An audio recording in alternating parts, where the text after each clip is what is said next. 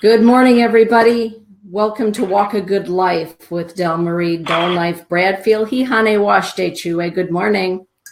He honey washte. He honey washte to all the wichachbe oyate. Are you all star nation people? Yeah. I like that. Yeah, it's that time of the year to think about the three wise men and what kind of wisdom we can get. Today's topic is Woksape. Oh. And that is wisdom. I like that. So anyway, let's say a prayer first, and then we'll get going. Perfect. Ampetu washte tunkashila. Ake ampetu wa oyaku punkha. Daku echunk onkti naha daku oyaki bazok te hina tunkashila. We welcome it. Naha ungana tunkashila walk like you. We Taku ablezok te naha ungana taku na onkte hina tunkashila. Woksape. Oh, tunkashila walk back in the when I hina still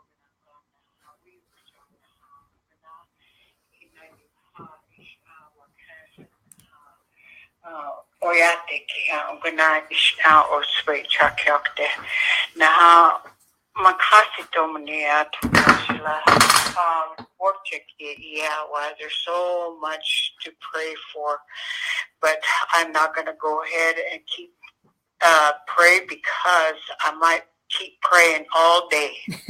So go ahead to mitakuyase. I just prayed. I just said this morning with my prayer is to know that we're going to go ahead and talk about, or I'm going to go ahead and talk about Woksape, which is wisdom, and that we may all go ahead and carry that within our hearts and our minds and pass that forward so that people may learn, as well as knowing that we send our prayers, or I send my prayers across the land, and there's so many prayers that are needed. If I continue praying, I might go all day. So anyway, that is my prayer this morning. First of all, Woksape in our language is basically that you learn from everything around you. Ahani, my dad used to say when I was a little girl, when he took me out, I didn't really realize this at the time, but he used to tell me to sit there with my eyes closed and try and listen to everything around me, and I never knew, what he was talking about. But after that, then he would say, "What did you hear?" And I would tell him, "Oh, I heard, some chirping of the birds or whatever." And then he would say to me, he'd say, "Everything around you," he said, "keep your eyes and your heart open," he said, "because that's how you learn." And he said, if you think about it, he said, everything around you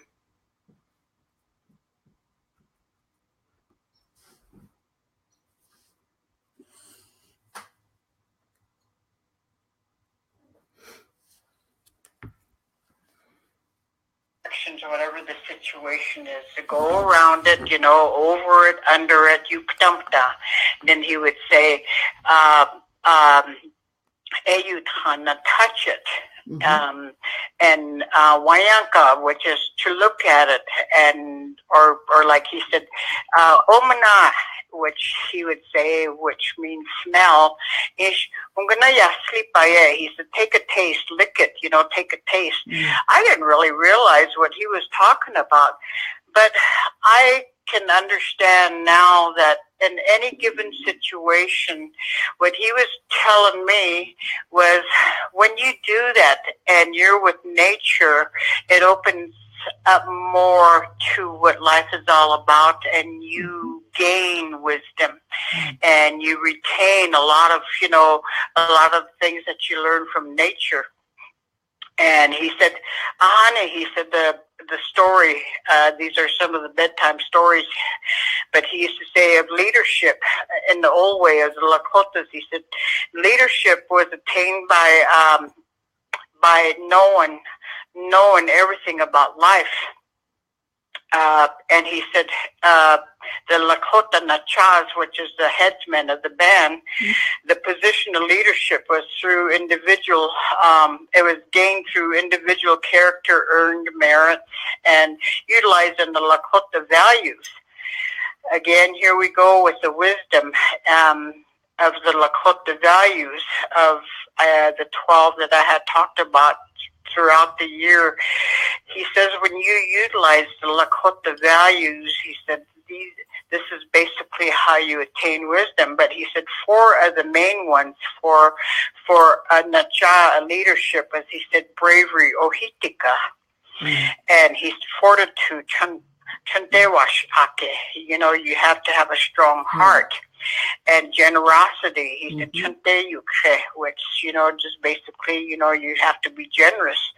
And Woksape, wisdom, he said, those 4 things, he said, that a leader and a child would have for his people, and that's how they were selected in regards to being in that leadership role. And he says, as a Nacha, which also you gained any other position of being a chief. But he also said, he said, not only was this person, I'm having the 4 values and how he gained that. He said, he always talked with his wife. And he said, one of the things is, he said, they always believed that a woman had a lot of information because she was a life giver. And it was kind of amazing to know that as I was growing up, you know, I was so inquisitive. I would ask questions to Grandma Sarah, little spotted horse, who was the granddaughter of a Sitting Bull. And here well, that was the first time I had learned at that time that she said, yes, she said that's what they did. She said the men talked to their women before they went into this, into council. But he said there was also women too that had what he said, well, what she said was Iangamigama and tapas, you know. And so what she described to me and what I gather was it was a round rock, probably the size of a baseball. And that's what I gathered when she said Iangamigama tapas. Apparently some of these wise women used to carry that, and when they sit in council, they would roll that into the center when they wanted to have a piece of, you know, of the floor. Okay. So that was quite interesting, and you know, to hear about that.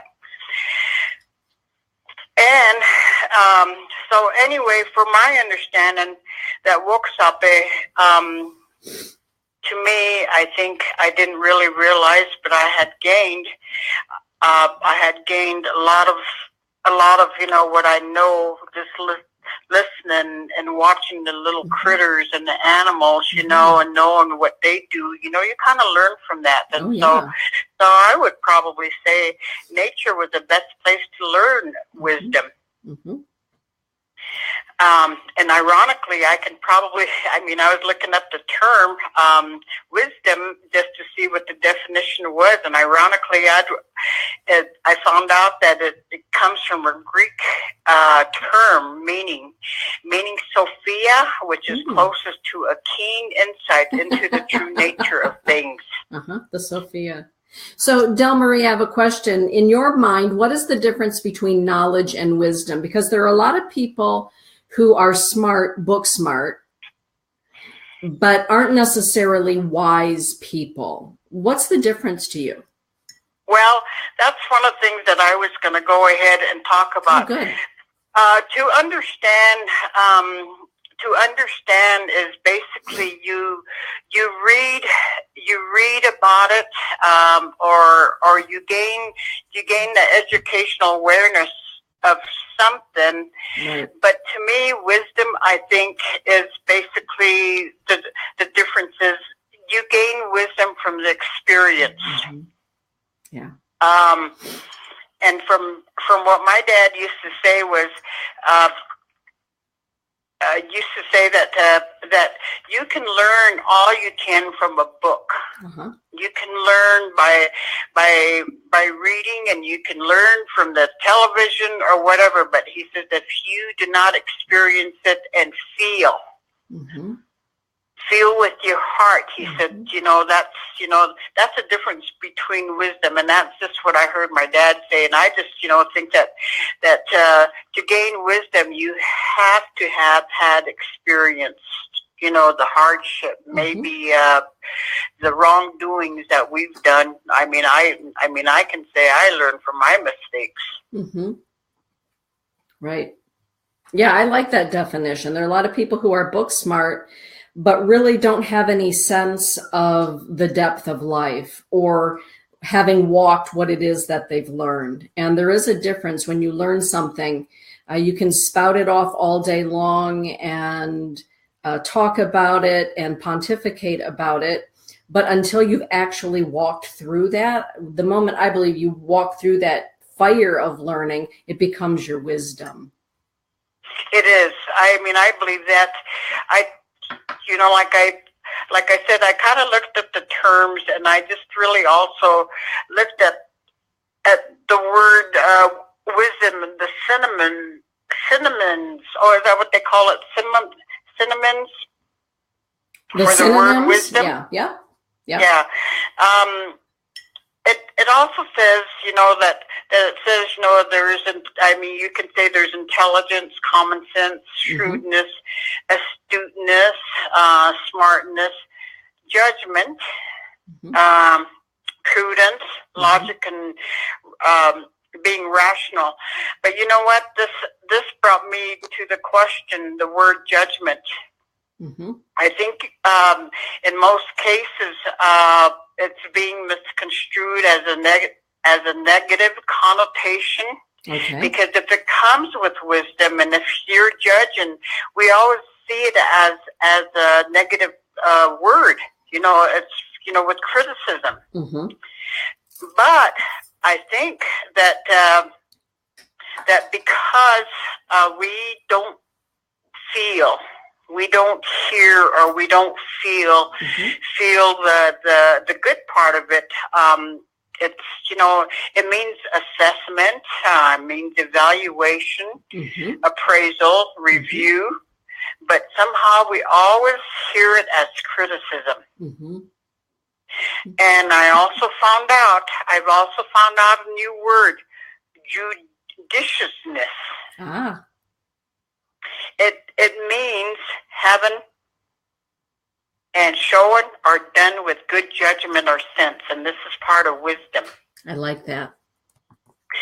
So I think, one of the things about wisdom is when we look at our own lives, and if we've experienced, the emotions, a lot of emotions goes into wisdom in regards to Woksape. We have to feel maybe the hurt, the pain, the excitement, and to know that we learned something. And if we do not like the feelings of the pain, maybe that, that we got hurt in a situation, do we go and do it again? No, I don't think so.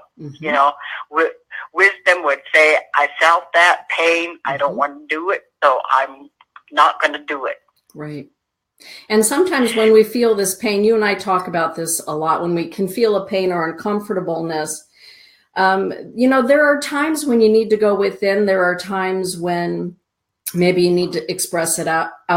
And sometimes you need to seek counsel. Don't you? You and I talk about there's nothing wrong with going to see a counselor or a therapist or an elder to help find that balance again. What are your thoughts about that?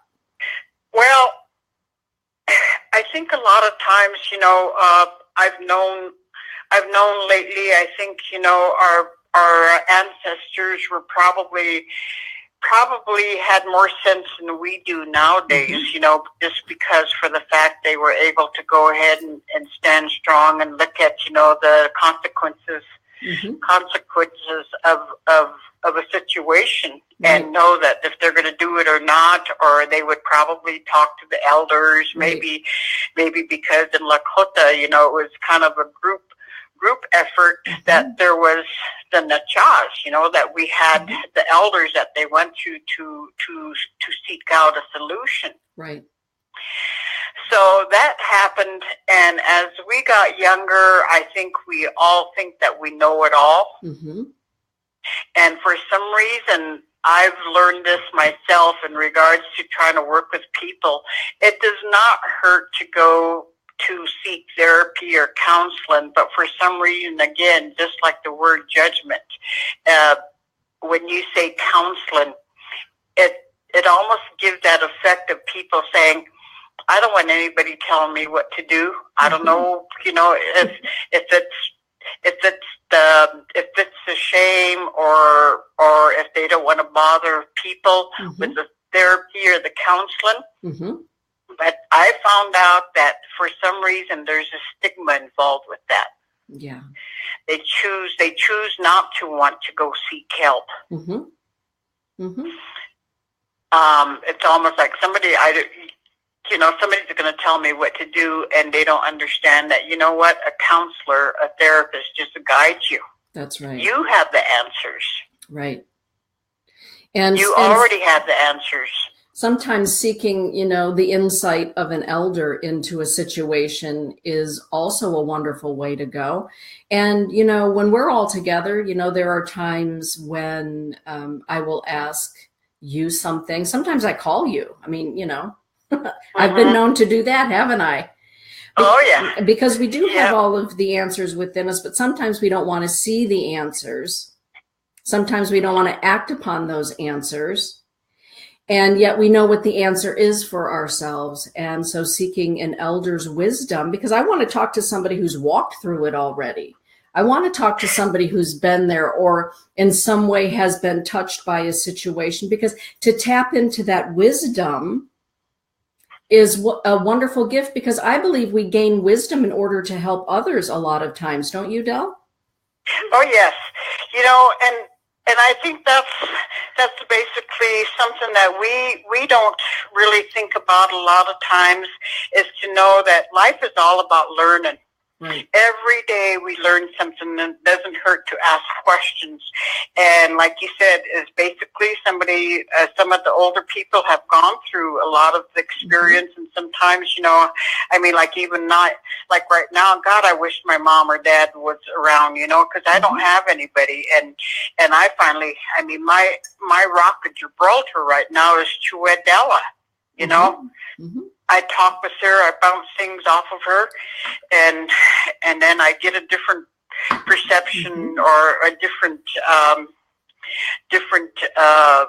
what do you call it, a view of a situation. Yeah. So it doesn't hurt to always reach out, and especially towards the elders. Not that we're wise,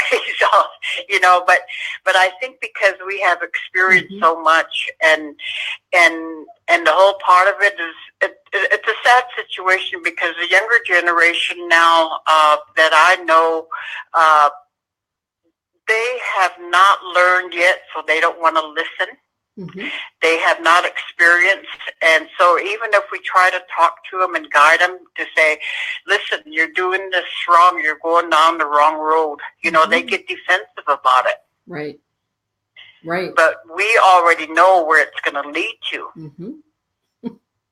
It's hard sometimes to watch somebody stand in the middle of a burning house as they watch it burn down around them and consume everything, when you're looking in and saying, don't you know you lit the house on fire and it's burning down? And you're not going to call for help. You're not going to help yourself, and you're going to, let it all go up in smoke. But, with wisdom also comes the ability to be able to stand back and love from a distance. Don't you think that's also a part of wisdom that we gain as we get older, Del? That's where people don't understand that when we have our baskets full, wisdom should be to also acknowledge for the fact that, you can't save everybody, and so the wisdom part of it is okay, you try once, maybe you try the second time to help somebody, and if they don't, just like you said, step back and say, all right, that's the course you're going to take. You've done what you can, so you should let that guilt go. Right. But a lot of times we don't. I mean, I'm really bad for that. A lot of times with my kids, it's just basically, but I'm learning to let go. A lot of us, the wise part of it, as we get older, we seek peace. We want peace. Exactly.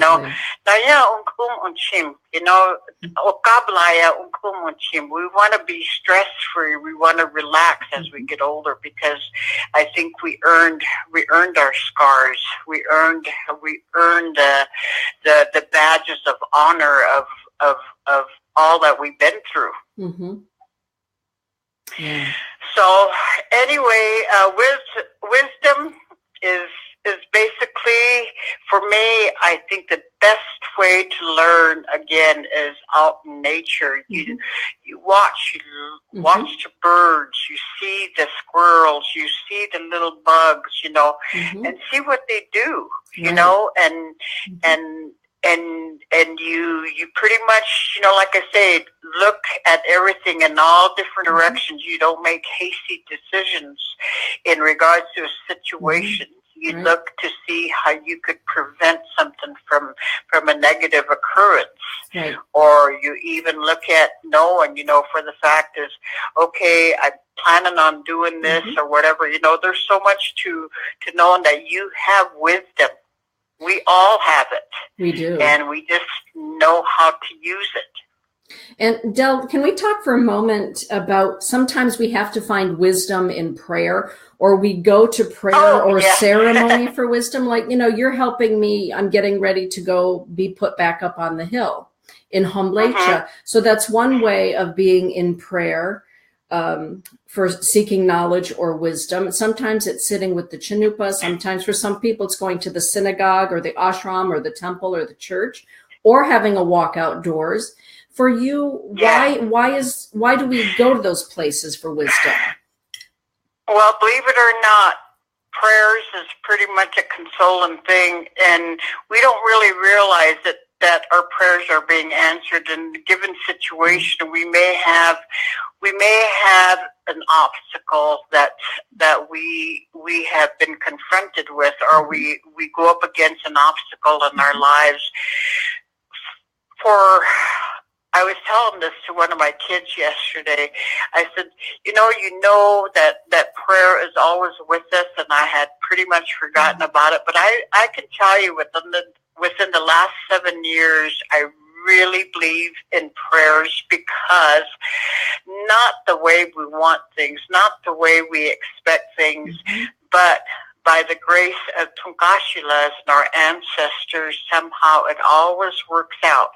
And the wisdom or like even asking for an answer, or to be a little wise through prayer, you're going to get it, because the answer comes to you in your mind. Or, oh, wait a minute, the light bulb just clicked on.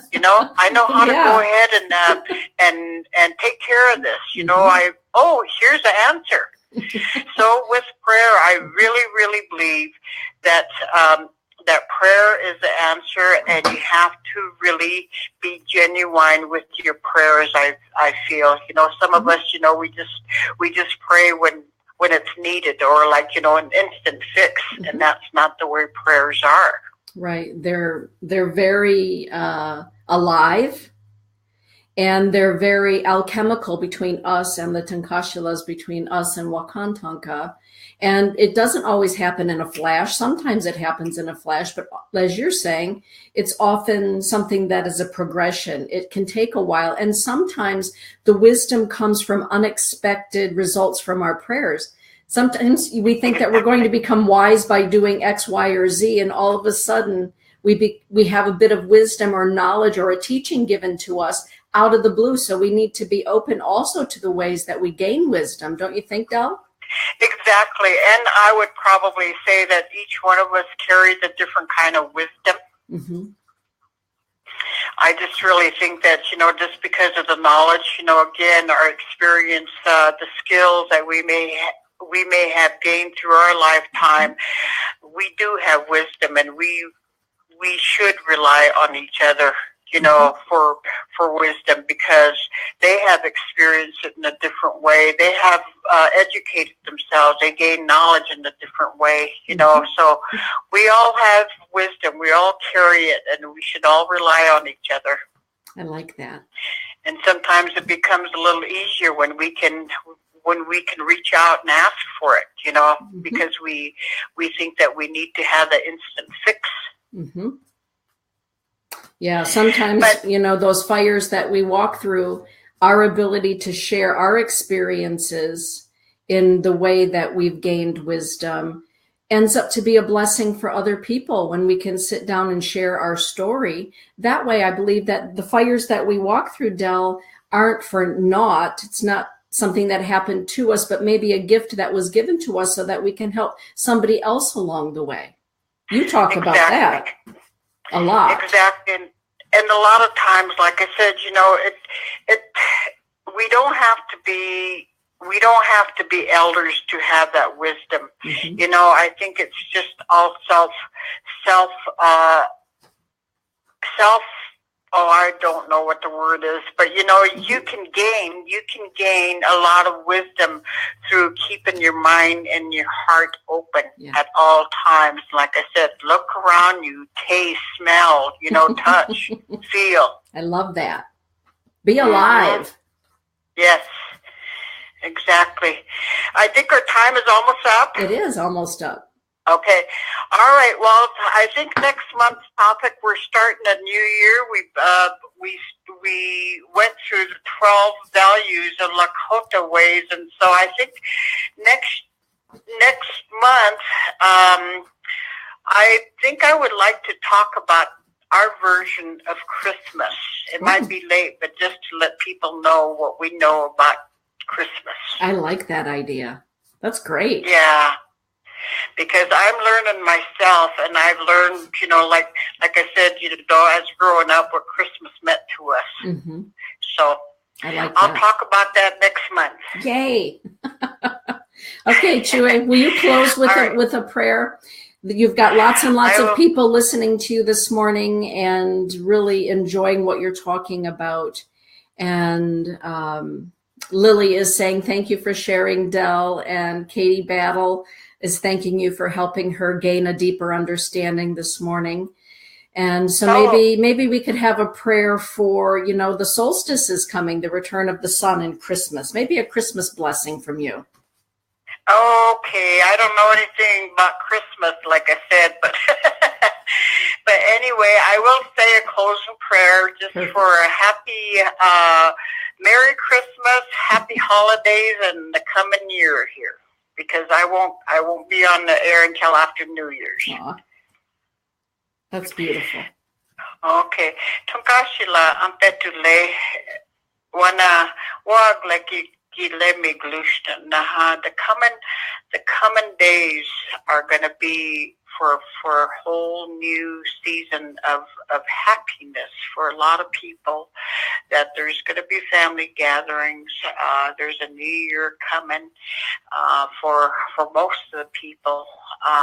There's a new year coming, and to know that we ask for your blessings, Tunkashla, that we all enjoy, and to know the true meaning of Christmas. It's all about giving. It's not what we receive. It's not about receiving, but it's what we give. And to know that with that,